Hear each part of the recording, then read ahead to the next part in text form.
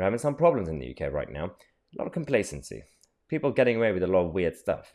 For example, when we talk about the Test and Trace app, oh god. So we have heard that about over 34% of young people have now completely deleted the app. They're not using it. A huge chunk of society just didn't even download it. Some people downloaded it, no longer use it. And those who are using it are frustrated because it doesn't really work. It's just not practical. It's a waste of taxpayers' money.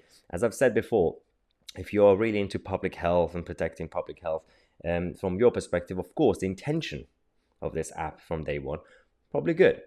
There are a number of issues, flaws, when it comes to data gathering, we know that. But the other problem with it is that right now, this news that came out yesterday, that the NHS app is now sending self-isolation alerts through the walls. Because if your neighbor next door or downstairs somehow contacts them, then they're just going to contact the whole neighborhood. And it's happened. I know a couple of people who've been contacted, and they were surprised because they said, well, we haven't gone anywhere. We haven't checked in anywhere with the app. We don't even use the app. Somehow we're getting text messages from Test and Trace saying we have to isolate. It's wrong. That's not how this is basically a lockdown through trying to find the alternative way to do lockdown without calling it a lockdown.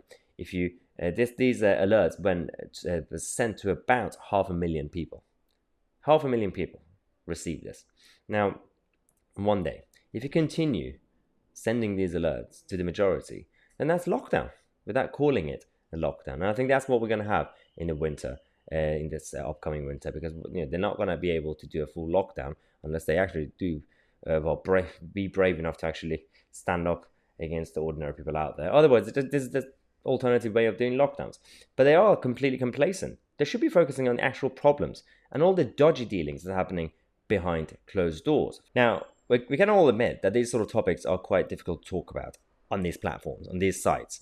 So the rest of the show, as usual, I have to repeat myself, but just in case you've got obviously new subscribers joining us, if you want to watch the full and uncensored version of this, because all this stuff is happening in Greece, and we're going to talk about Test and Trace, we're going to talk about everything else in terms of the WHO, go to mytousi.co.uk, and you can watch the full version on that, and you could get access to a lot more from our daily news articles that get updated throughout the day, the daily shows that we do every day at 6 p.m, and various other things, including chat forums. We are now introducing the Discord, because of course we had the public Discord channel, which we had to remove as we moved to the new channel, the new website. Now we're going to have an integrated private Discord channel server. So if you want to get involved with the forum, chat forums and discussions, then sign up and I'll send you details very, very soon.